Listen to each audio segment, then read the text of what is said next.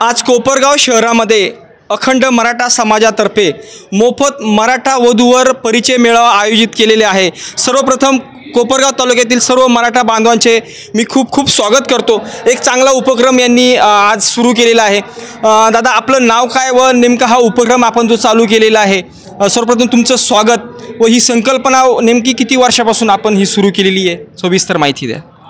मी advocate Yogesh Khalkar या ठिकाणी कोपरगावच्या वतीने सकल मराठा समाज कोपरगाव तालुका व शहर ग्रामीण यांच्या वतीने या ठिकाणी वधूवर मेळावा परिचय मेळावा आयोजित करण्यात आलेला आहे। जर बघायला गेलं तर जवळपास सन 2015ला देखील या ठिकाणी आयोजित मेळावा करण्यात आलेला होता।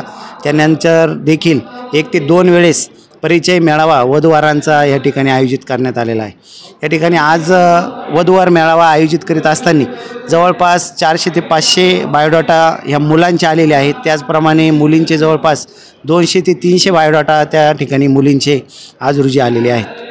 हा खूप चांगला उपक्रम आहे, कारण की बऱ्याचशा समाजाचे असे मेळावे आयोजित होता, परंतु मराठा समाजाचा शक्यतो तुरळक ठिकाणी दिसतात व ज्या ठिकाणी काही संस्था फसवणुकीचं पण काम करतात।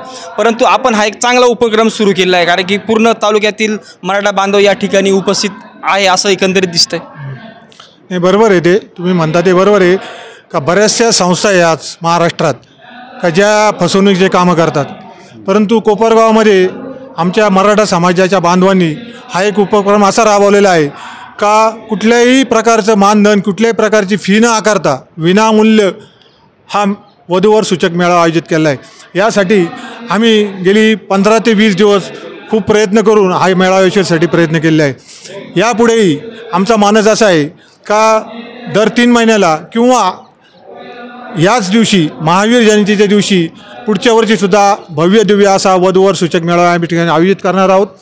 यापुढेही सकल मराठा समाज सर्व बंधू भगिनींनी आम्हाला असंच सहकार्य करावं अशी मी अपेक्षा व्यक्त करतो।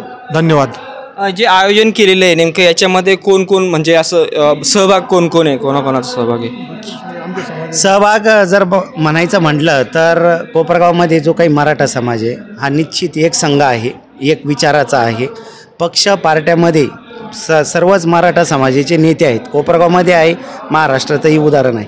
परंतु त्या ठिकाणी कुठलाही मराठा समाजाचा जर कार्यक्रम असेल तर राजकीय जोडे बाजूला ठेवून त्या समाजासाठी जो काही उपक्रम असेल सामाजिक त्याच्यासाठी सर्व लोक एकत्र येऊन आजही सर्व पक्षाचे लोक असतील, सामाजिक कार्यकर्ते सर्व एकत्र येऊनच हा जो काही मेळावा आहे हा यशस्वी नाही। आता आपण जे बायोडेटा जमा करताय बरोबर, याचं सगळं आता शहनिशा करणं वगैरे यासाठी तुमच्याकडे कोण टीम काम करते, कशा पद्धतीने काम करते?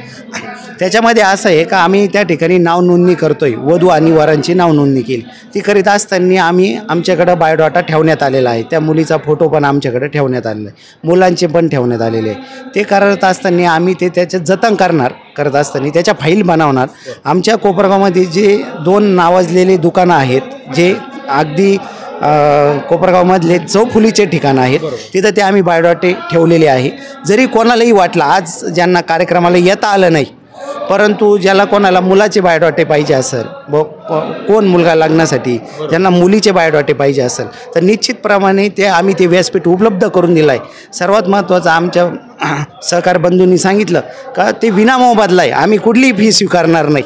इतर जे काही लोकांनी फी स्वीकारतात असं आम्ही ऐकलेलं आहे, परंतु आम्ही कुठेही एकही रुपये कोणाचा घेणार नाही। आम्ही विनामोबदला ते आम्ही दाखवत असताना त्यांनी बघायचं, एखाद्याची मुलगी डॉक्टर आहे, एखादी मुलगी प्रोफेसर आहे, एखाद्याची मुलगी ग्रॅज्युएट आहे, एखादी मुलगी पोस्ट ग्रॅज्युएट आहे, एखाद्याची मुलगी डिग्री झालेली। त्याप्रमाणे जर मुलाचा बायोडाटा त्याला जर मिळाला तर निश्चित स्वरूपाने त्यांना त्यांच्याशी कॉन्टॅक्ट करायचं आहे। मराठा समाज हा जरी मोठा असला तरी सगळे सोयऱ्यांचं नातं आहे, एकमेकाचं शेवटी नातेवाईक आपण त्या बायोडाटामध्ये लिहिलेला असतो। जर त्यांचा एकमेकाचा संपर्क झाला, गुण जर जुळाले तर निश्चितप्रमाणे आमचं तेच म्हणणं आहे की 2 हाताचे 4 हात निश्चित आम्हाला ते करता येईल आणि त्याचा सर्वस्वी आनंद आम्हाला या आयोजकांना तरी राहील। सर्व कोपरगावरांचे परत एकदा आपल्या चॅनलच्या वतीने खूप खूप कौतुकास्पद हा तुमचा उपक्रम आहे। तर आपण